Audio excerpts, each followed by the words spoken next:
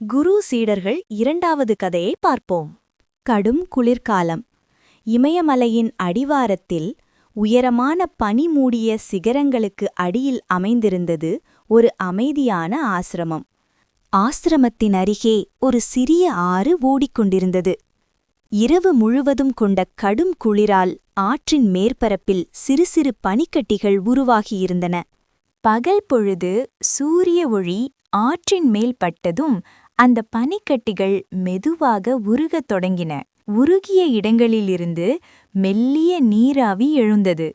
அது காற்றில் கலந்து மறைந்தது. சீடர்கள் ஆற்றங்கரையில் அமர்ந்து இந்த மாற்றத்தை கூர்ந்து கவனித்துக் கொண்டிருந்தனர். அப்போது குரு அங்கு வந்தார். பனிக்கட்டியை கையில் ஏந்தியபடி சீடர்கள் அருகே அமர்ந்தார். பிள்ளைகளே, இதோ பாருங்கள். இந்த நீர் திரவமாக இருக்கும்போது அதற்கு நிலையான உருவம் இல்லை. நம்மால் அதை பிடித்து வைக்க முடியாது, வடிவத்தை சொல்ல முடியாது. ஆனால் குளிரில் அது பனிக்கட்டியாக மாறுகிறது. இப்போது அதற்கு தெளிவான உருவம் உண்டு. நாம் அதை தொட்டுணரலாம், வடிவத்தை விவரிக்கலாம். பகலில் சூரிய ஒளியில் அது மீண்டும் நீராவியாக மாறுகிறது. இப்போது அதை நம்மால் காணவே முடியாது, தொடவே முடியாது, விவரிக்கவும் முடியாது. அதே போலத்தான் இறைவனும்.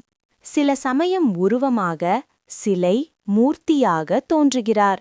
நாம் தரிசிக்கலாம், தொழலாம்.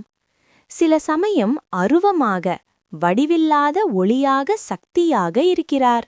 காண முடியாது, ஆனால் உணர முடியும். சில சமயம் உருவும் அருவுமாக, அர்த்தநாரீஸ்வரர் போல ஒன்றிணைந்து காட்சி தருகிறார். இன்னும் பல நிலைகளில் வியாபித்திருக்கிறார். எல்லா நிலைகளும் உண்மைதான்.